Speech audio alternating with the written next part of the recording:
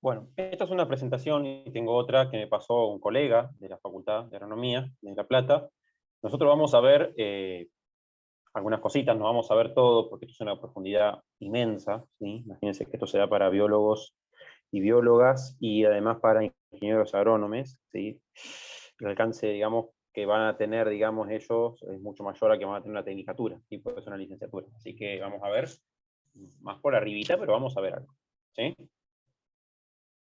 Vamos a empezar con estas dos, que son una de las más importantes, que actúan siempre en conjunto, las auxinas y las giberelinas, también las citoquininas, que hay otras que actúan también en conjunto con estas, y las hormonas vegetales actúan varias a la par, ¿sí? No es que actúan una y otra no, van actuando y van, igual que en animales, van a regular el desarrollo, ¿sí? de ese organismo.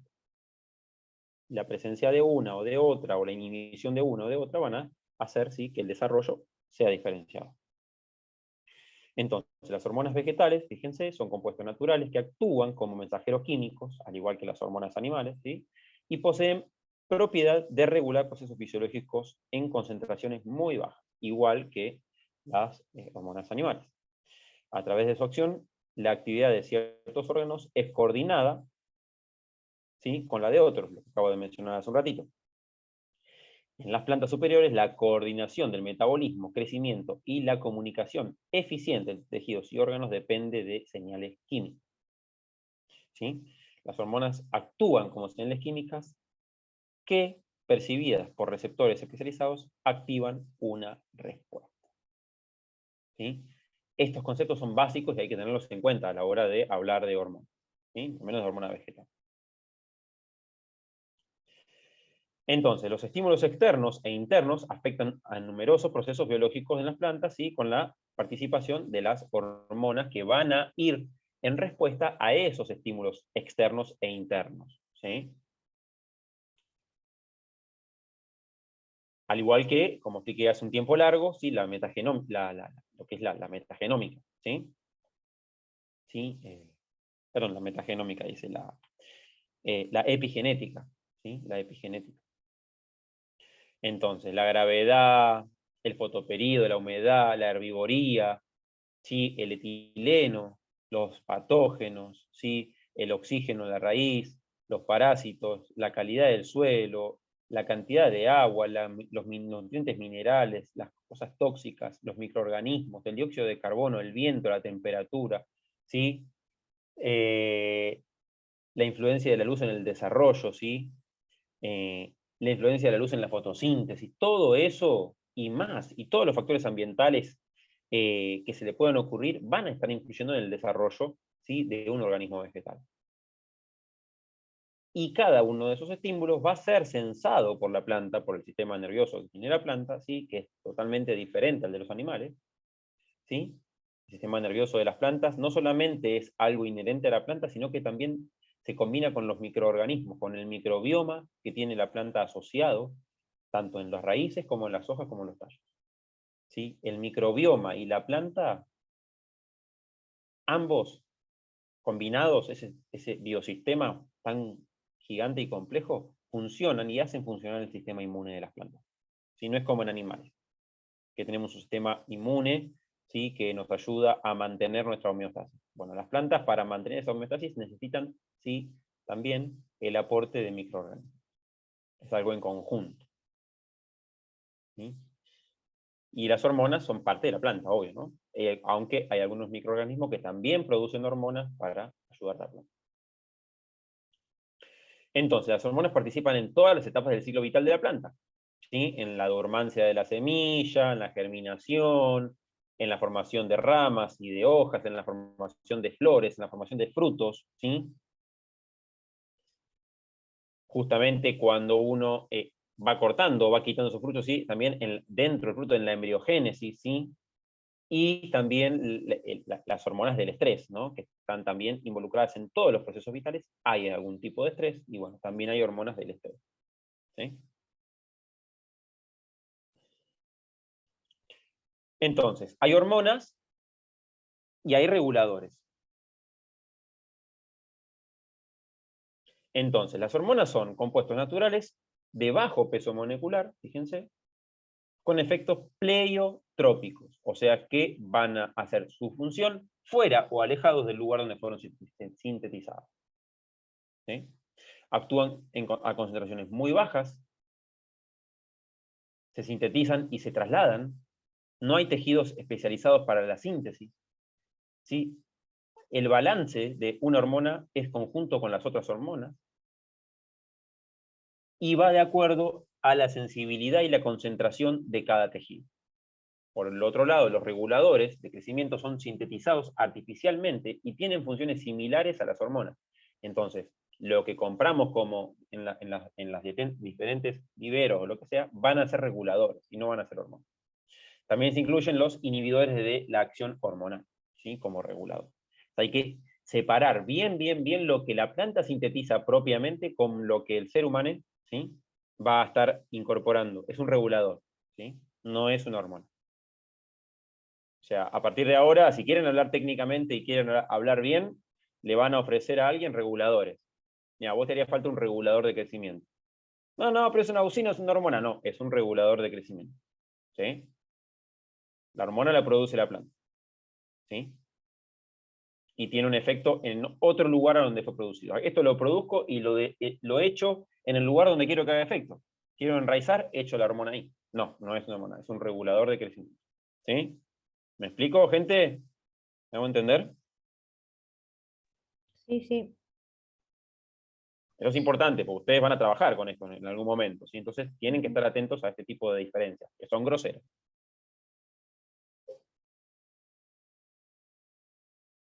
¿Alguien iba a decir algo? ¿Lo tapé, perdón? ¿Le tapé a alguien ahí?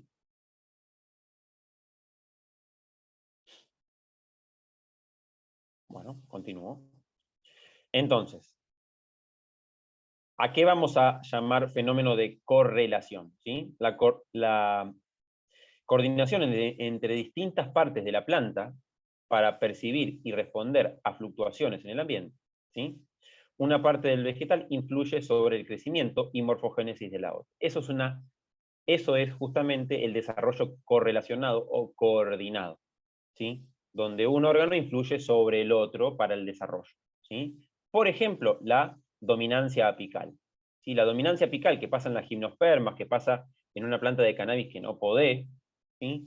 Es esa yema apical, la primera, la que salió de la semilla, ¿sí? La que domina y para toda la vida de la planta va a seguir dominando. Bueno, esa dominancia apical no se da porque solamente esa rama domina y ya. No. Hay una colaboración entre otros órganos, que no son ni el tallo ni la hoja, para poder, ¿sí? Llegar a eso, ¿sí? La senescencia de las hojas y frutos, o sea, la senescencia es la caída de las hojas y los frutos, ¿sí? Una vez que ya cumplieron su objetivo, ¿sí? Bueno, la senescencia también está coordinada, no solamente la hoja y el fruto tienen que ver con su propia caída, sino que el resto de la planta también está coordinado con eso. Y la dormición de las yemas, ¿sí? Las yemas latentes, yemas axilares que se duermen en el otoño para pasar el invierno, ¿sí? Eso tampoco es un fenómeno que ocurre aisladamente, sino que ocurre correlacionado con otros órganos. Entonces, ¿qué tipo de hormonas tenemos que producen las plantas? Las más conocidas y las más estudiadas son estas 5, que se descubrieron hace como 40 años, ¿sí? Las auxinas, la primera, giberelinas, etileno, citocininas y ácido abscísico, ABA. Y luego se fueron descubriendo en el año 2000, 2001 hasta la actualidad, el ácido jasmónico y el ácido salicílico, las fitoalexinas, ¿sí? La brasinosteroides, los poliamidas y las estrigolactonas, ¿sí? Que se fueron descubriendo últimamente, en los últimos 10, 15 años. Los reguladores, que fueron hechos sintetizados de lo que está a la izquierda, ¿sí? Tipo auxínicos, ¿sí? AIA, AIB, AIP, 2,4-D, 2,4-DB, ¿sí? Giberelinas, etileno, ¿sí?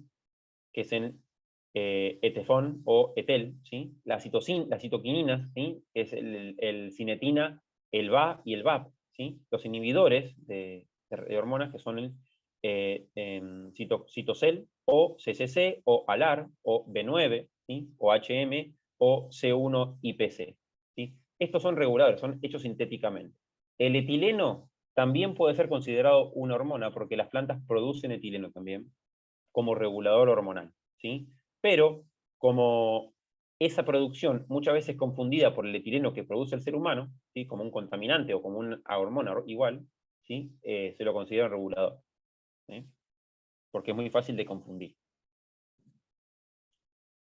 Entonces, fitohormonas clásicas y recientes, ¿sí? Las recientes son las verdes, las clásicas son las violetitas. La forma, ¿sí?, que tienen. Siempre fíjense que tienen un esqueleto carbonado cíclico, ¿sí?, que es este que está acá, que yo no me acuerdo ahora el nombre de este aminoácido cíclico, ¿sí?, está acá, que tiene nitrógeno e hidrógeno, ¿sí? Ese ciclo básico es el básico para todo, menos para los ácidos salicílicos y los jasmónicos, ¿sí? Pero el resto de las hormonas, bueno, y el etileno, que es un gas, pero el resto de las hormonas tienen el esqueleto básico, ¿sí? Y de ahí la combinación o la transformación y el agregado, según el metabolismo secundario, para generar cada otra hormona. Entonces, ¿sí? ¿Qué pasa? El desarrollo, ¿sí?, el desarrollo, ¿sí?, las células, los tejidos, ¿eh?, va a estar influenciado, como mostré recién, por cientos, por miles de eh, tipos de influencias que puede tener, tanto internas como externas, ambientales, ¿sí? El ambiente va a estar influyendo, el ambiente celular o el ambiente externo. Todo, fíjense todo lo que hay: azúcares, péptidos, señales eléctricas, minerales, la tensión de la pared, la entrada de oxígeno, ¿no? Todo lo que vemos, todo lo que puede influir en el desarrollo o en el crecimiento de una planta que podamos pensar o imaginar, influye de alguna manera sobre esas células, y las células en respuesta generan, ¿sí?, sustancias o respuestas genéticas o respuestas ambientales o respuestas hormonales, ¿sí?, para poder seguir creciendo y avanzar, o morir, porque puede ser también que no puedan dar una respuesta a lo que está sucediendo y mueran, ¿sí? Pero hay fuego, la planta sabe que va a morir y bueno, hay una respuesta al fuego, ¿sí?, para evitar la pérdida total, ¿sí? Bueno, entonces, ¿qué pasa?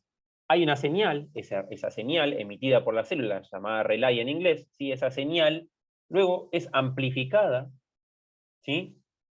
Y esa amplificación produce luego una divergencia a múltiples, ¿sí?, targets, o sea, múltiples eh, puntos, ¿sí?,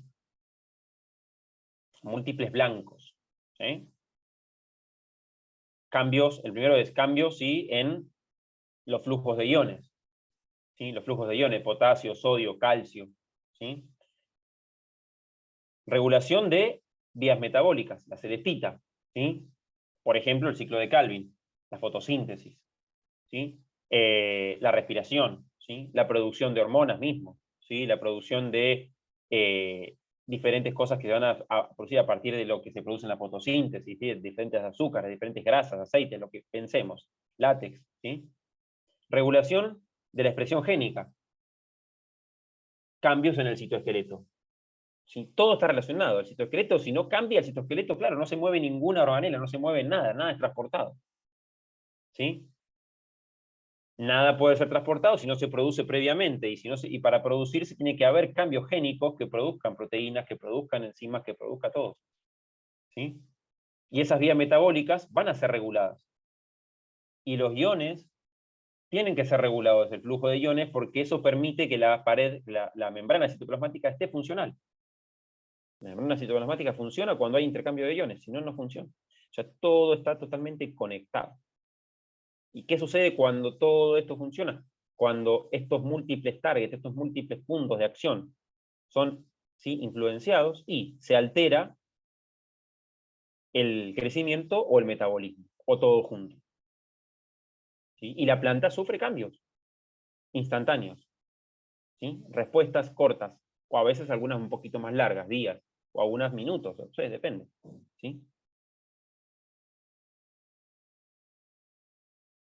Minutos, o puede ser el cierre de estomas, por ejemplo, ¿sí? Detener el crecimiento de la raíz, ¿sí? Detener el crecimiento de una yema porque me estoy quedando sin agua y la yema no puede morir porque ahí está el meristema, por ejemplo. Y así, cosas inmediatas. Y cosas a largo plazo como el desarrollo de un fruto. Entonces, ahora sí nos metemos directamente con las primeras hormonas, las más estudiadas, las más conocidas, una de las más antiguas, las auxinas. ¿Sí? Del griego, sí, incrementar, crecer, las hormonas del crecimiento. ¿Sí? Auxinas. Entonces, ¿cómo fue su descubrimiento? ¿Sí? Una plántula de avena de 4 días, ¿sí? El coleóptilo, ¿sí? La semilla, las raíces, ¿sí? Darwin en 1880, ¿sí? ¿Qué pasa? Vio cómo la influencia de la luz hacía que se torcieran justamente ese cotiledón, ¿sí? Vio cómo ese cotiledón en respuesta a la luz se inclinaba, ¿sí? Tenía llamado, lo que hoy conocemos como naptismo, ¿sí? La planta se mueve como el girasol, ¿sí? Va moviéndose a la respuesta a la luz, ¿sí? Entonces la planta intacta se curvaba, la planta que le cortaron el ápice no se curvaba, y la planta que le ponían algo en el ápice tampoco se curvaba. Entonces, de esa manera, esta persona se dio cuenta que lo que hacía que la planta se curvara, que se moviera en respuesta a la luz, era algo que estaba en el ápice, algo que se producía en el ápice, algo que estaba en el meristema, y que esas células meristemáticas producían. Entonces, de los experimentos sobre fototropismo, ¿sí? En el coleóptilo de Darwin, concluyó en 1880 que en el ápice justamente se produce el estímulo de crecimiento que es transmitido a la zona de crecimiento. ¿Sí? O sea, ese estímulo que es producido ahí en el meristema desciende y hace que todo ese coleóptilo se incline hacia donde esté la luz y busque la luz, obviamente, para crecer. ¿Sí? Y así empezaron los primeros descubrimientos, o como los primeros avances. ¿Sí? Con cosas muy sencillas, cortando o tapando el ápice. Básico. Entonces, este bioensayo de la curvatura, sí, obviamente después Wendt, ya, fíjense, 50 años más tarde, bueno, ya con más tecnología, pudo, ¿sí? Comprobarlo de otra manera. Y fíjense qué lindo este bioensayo de la curvatura de coleóptilo de Wendt.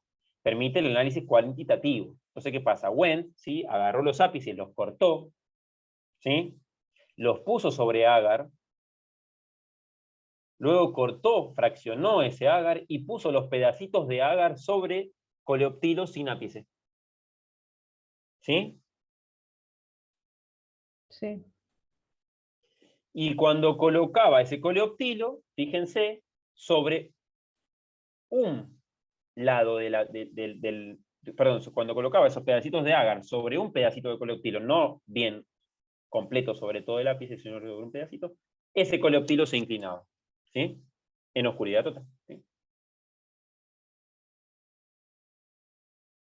Por más que Agar haya es, oscuridad, por más que haya perdón, oscuridad total, se inclina totalmente. ¿Cómo? el agar es esa gelatina vegetal. Eso Sí, sería. Ah, sí, exactamente, es gelatina. ¿Sí? y en el caso de los girasoles que giran, ¿es el mismo fenómeno? Claro, exactamente. Ah,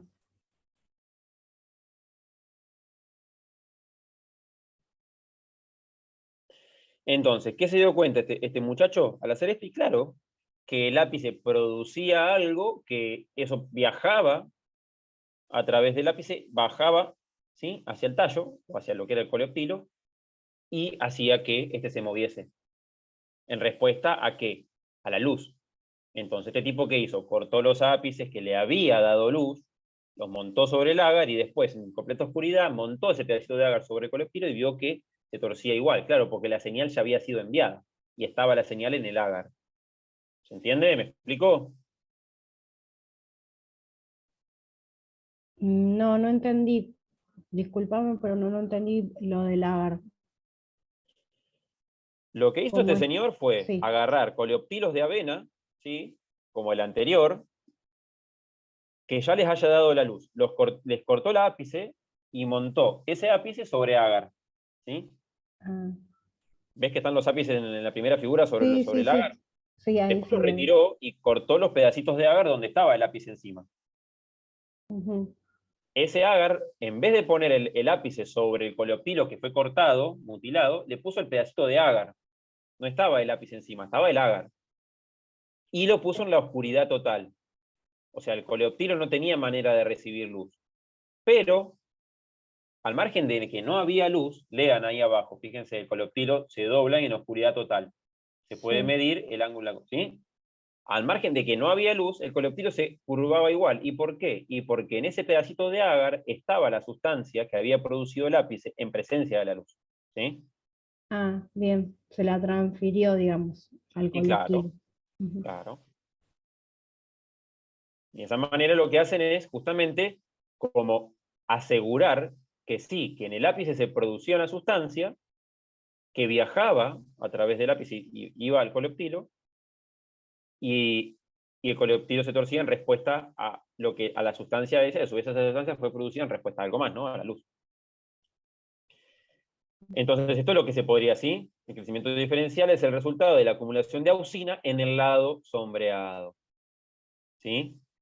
Entonces, la auxina, que es producida en el ápice caulinar, es transmitida al coleoptilo y queda en el. ¿Y qué pasa? Hace que crezca más un lado de la planta que la otra. Y si crece más un lado, se estira más ese lado y hace que se curve. Y el otro se contrae. ¿Me explico? ¿Me hago entender? Sí, sí. Entonces, claro, la auxina se va acumulando de un lado del tallito, del coleoptilo, de un lado, y del otro no. Entonces, claro, del otro se contrae y del otro lado se estiran las células. Porque justamente las auxinas hacen que las células se estiren y crezcan más. ¿Sí? Fíjense que esto lo hicieron en el 2006 y en el 2002, ya mucho más ahora. Todo lo que tuvo que pasar para poder hacer una comprobación de este estilo. ¿Sí? Ya pasaron mucho más, pasaron ya 70 años. ¿Sí? De 1930 al 2000 y pico. ¿Sí? Es una locura lo que pasó, pero bueno, lo comprobaron mucho mejor.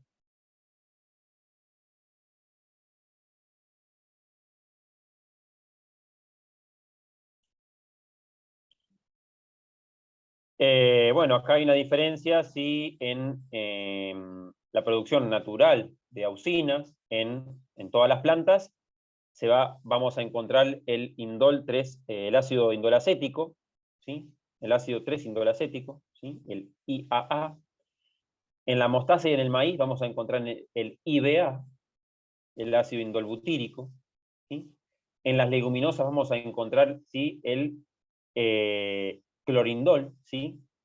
El ácido clorindólico, ¿sí? En el tomate y en el girasol vamos a encontrar el ácido fenilacético. Cumplen la función de auxinas, es una auxina, pero dependiendo de esas especies va a ir cambiando. Pero en todas las plantas igual vamos a encontrar AIA o IAA. Ahora, la versión sintética, el regulador de crecimiento, son los que están ahí abajo, que se compran en los viveros. ¿Eh?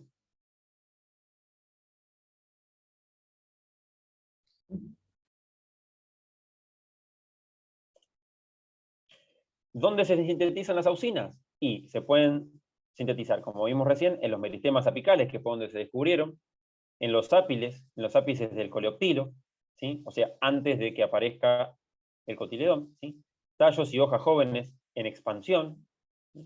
Frutos en desarrollo, semillas, tejidos en rápido crecimiento y división. ¿Sí? En todos esos lugares podemos encontrar auxinas que se están produciendo en ese momento. O sea, se producen y cumplen el efecto en otro lugar. ¿Sí? Y cumplen el efecto en otro lugar.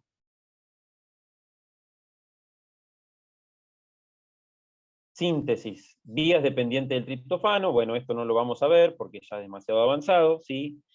Porque hay diferentes maneras de que la planta pueda sintetizar, esto no nos interesa. Y las auxinas, esto sí está bueno, que tienen un transporte polar, ¿sí? Se producen, ¿sí? En un lugar y actúan en el otro. Las auxinas son transportadas por medio de un mecanismo dependiente de energía. Depende, ¿sí? El ápice, o sea, desde el ápice a la base. Nunca van a ir de raíz a tallo. Siempre van a ir de hoja, tallo a raíz, ¿sí? Nunca van a ascender, ¿sí? Porque depende justamente de energía, de la fotosíntesis, ¿sí? De ATP. Entonces las auxinas se producen en la parte aérea y van a circular hacia abajo, nunca hacia arriba, ¿sí? Esto es muy, muy interesante y muy importante. La forma en que se mueven, porque si uno va a aplicar auxinas, ¿por qué? hacemos un enraizamiento ¿sí? Con un regulador tipo auxínico. Y bueno, y lo ponemos en la raíz porque, obvio, porque va a llegar a la raíz, ¿sí? Ahora, nosotros lo podemos poner en la hoja y va a enraizar, y sí, va a tardar más, pero va a llegar en algún punto, ¿sí? Pero bueno, lo ponemos directo donde lo necesitamos, que se reproduzcan las células de la raíz para que larguen más raicillos, ¿sí? Transporte polar, ¿sí? Polaridad en sentido del movimiento, ¿sí? Justamente la ya se va produciendo y se va a ir bajando, ¿sí? Va a ir bajando, siempre. Entonces, fíjense la concentración relativa de auxina dependiendo de los órganos. Vamos a encontrar que hay una mayor concentración en los ápices y una menor concentración, ¿sí? En donde está justamente los cotiledones, bueno, y después lo que es la radícula, va a haber mayor concentración, ¿sí? ¿Esa concentración de auxinas se puede medir de alguna manera que no sea en un laboratorio? ¿Hay alguna forma simple de medirlas? No, no hay manera Mm, simple de medir. Es a través de un laboratorio. Igual que como si vos quisieras medir los terpenos de una planta de cannabis o la concentración de cannabinoides y eso, hay que ir al laboratorio sí o sí porque son compuestos muy específicos. ujú. Inhibidores del transporte de auxinas, bueno, los hay, ¿sí? Que son... Y bueno, ¿y cuáles son las principales funciones de las auxinas? Esto también es importante. Participan en todo el ciclo vital de la planta: polinización, fertilización, crecimiento vegetativo, floración. En el crecimiento celular por excelencia, ¿sí? Expansión celular, o sea, la expansión, ¿sí? El alargamiento de las células. Inhibición del desarrollo de las yemas laterales, ¿sí? Favorecimiento de las apicales, ¿sí? Están en la dominancia apical, por sobre todas las cosas están las auxinas. Promueve la iniciación de las raíces en los esquejes de los tallos, raíces adventicias, ¿sí? Desarrollo de raíces laterales y tropismos en respuesta a la luz, gravedad y tacto, ¿sí? Pero lo que está resaltado en letra negra es porque es exclusivo de las auxinas. El resto de las cosas son compartidos con otras hormonas, funcionan en colaboración, ¿sí? Vía de desarrollo, mecanismo de acción. Esto es la elongación de la célula. Esto, bueno,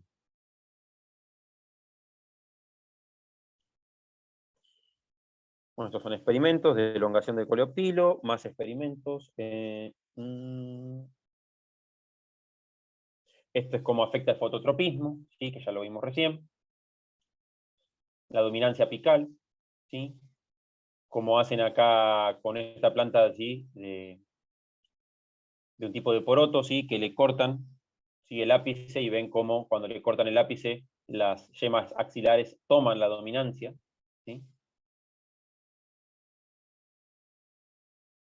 Pero después, ¿qué pasa? A una de esas dos yemas de abajo, de la C, le agregan auxinas y a otra no, y bueno, la que le agregan auxinas se pone dominante y la otra deja de crecer.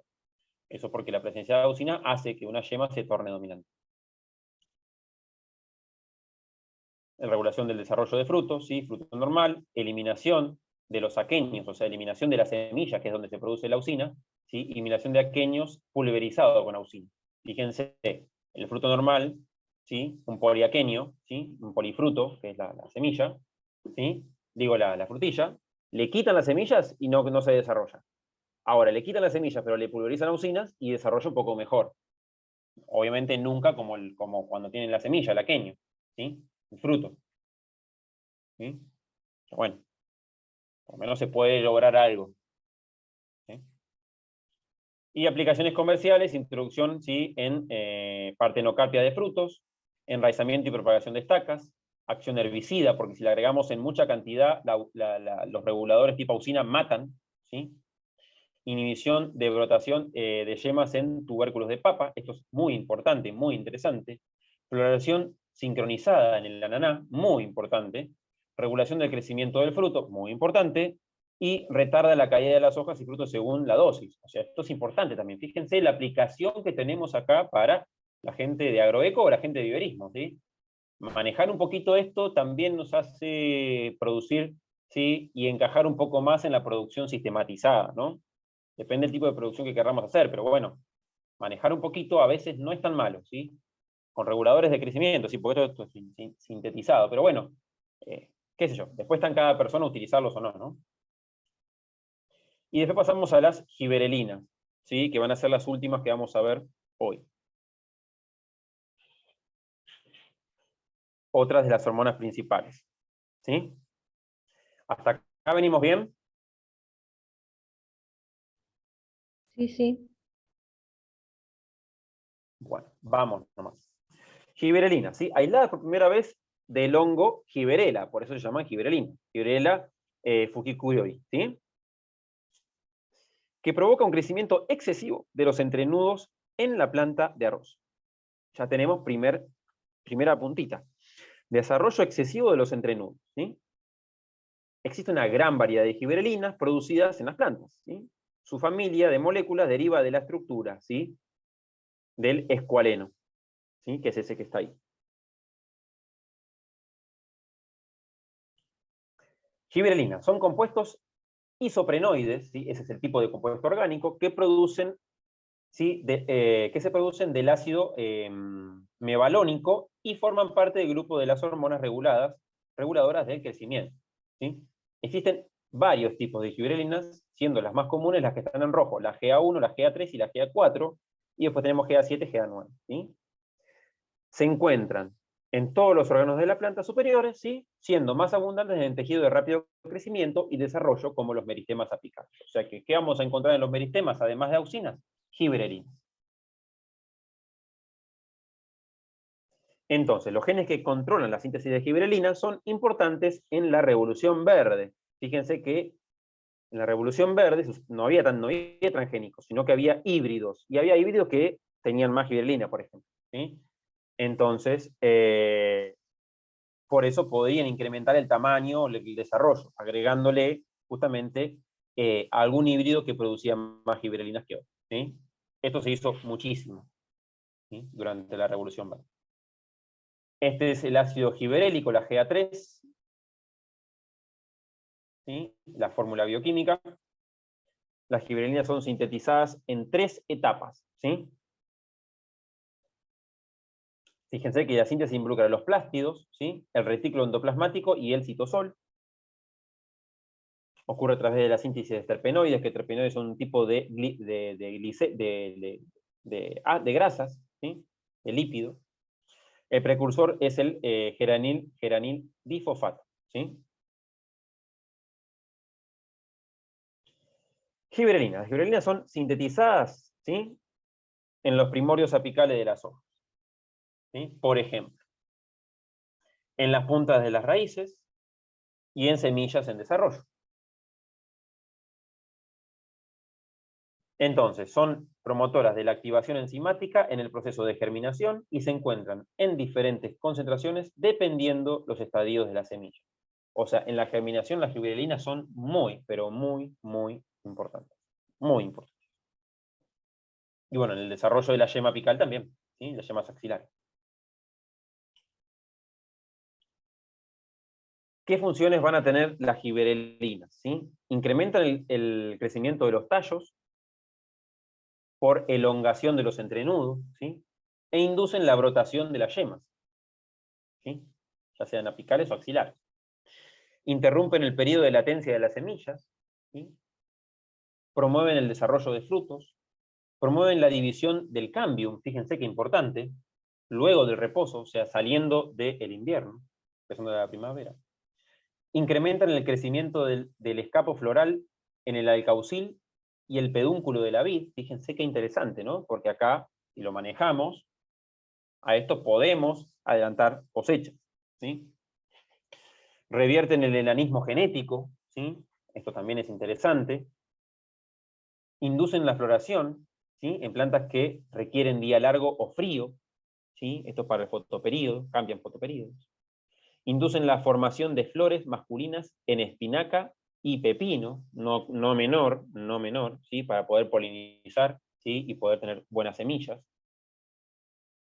Y también, al igual que las auxinas, intervienen en la partenocarpia de la vid, la ciruela y el durazno. ¿Esto qué significa? que puedo tener, ¿sí?, frutos sin fecundación, induciéndolos a través de la utilización de reguladores de crecimiento. ¿Sí?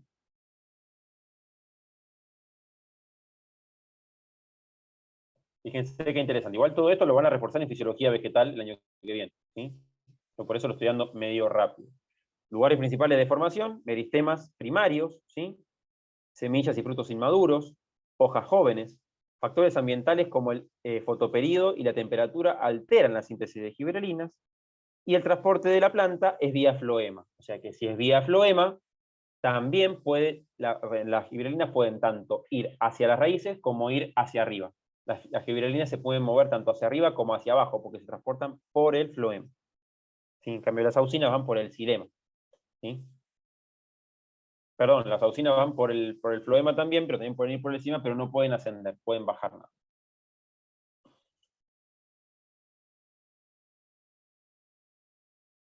Fíjense las plantas de arveja con diferentes contenidos de giberelinas. ¿Sí? La de la derecha súper alta, alta, enana y súper enana. ¿Sí?